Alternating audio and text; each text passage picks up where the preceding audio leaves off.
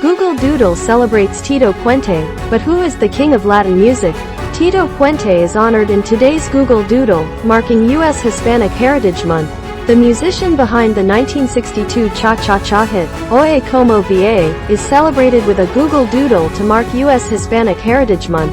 On the 11th of October, Google transformed its homepage with a caricature-like Doodle of American percussionist, composer, and entertainer, Tito Puente. Puente is best known for his 1963 hit, Oye Cómo Va, a cha-cha tune that was later covered by the rock group Santana, to great acclaim. Today, Google's portrait pays homage to the musician's Puerto Rican heritage in US Hispanic Heritage Month, as Puente waves the country's flag whilst playing a set of drums in an illustration by fellow Puerto Rican New Yorker, Carlos Aponte. Born in Harlem, New York City, to Puerto Rican parents in 1923, Tito Puente's musical drive as a young child was relentless. Much to the annoyance of their neighbors, Puente would wander around the house drumming out rhythms on anything that would make a loud enough sound. After a complaint from those next door, Puente's mother enrolled the then 7-year-old in piano lessons at 25 cents a pop. 3 years later, he stopped piano lessons in favor of percussion, and never looked back.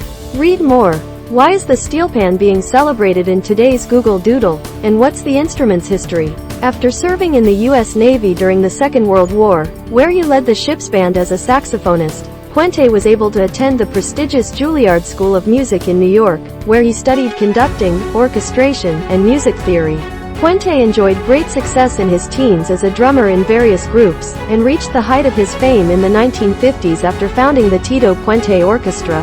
With Puente at its helm, the orchestra popularized Afro-Cuban and Caribbean musical genres and instruments with infectious groove and an entertaining stage presence, filling dance floors wherever they performed. Puente was a brilliant multi-instrumentalist, but is most renowned for his sheer excellence on the timbales. The percussive instruments arose in 20th century Cuba as an alternative to the classical timpani. Their higher pitch makes them useful for expressive drum fills, with a variety of techniques from rim shots to rolls. Tito Puente plays timbales at a concert. Puente cut his teeth on the Cuban dance genre, mambo, and was instrumental in bringing Latin American dance music into the mainstream. He later branched out into boogaloo and salsa, eventually earning the titles of El Rey de los Timbales, the King of the Timbales, and the King of Latin Music. Not only was he a prolific performer and recording artist, with over 118 albums bearing his name and plenty more collaborations, Puente was passionate about music education and bringing to the fore the next generation of Latin musicians. In 1979, Puente founded a scholarship fund, providing opportunities to young Latin percussionists for more than 2 decades. Puente died in 2000, but his legacy lives on today with a host of awards, achievements, and honors bestowed on the great musician both before and after his death. He was awarded the Billboard Latin Music Lifetime Achievement Award in 1995, and performed at the closing ceremony to the 1996 Summer Olympics in Atlanta, Georgia. He also made a number of television appearances, on 2 episodes of The Simpsons, as well as a performance on Sesame Street.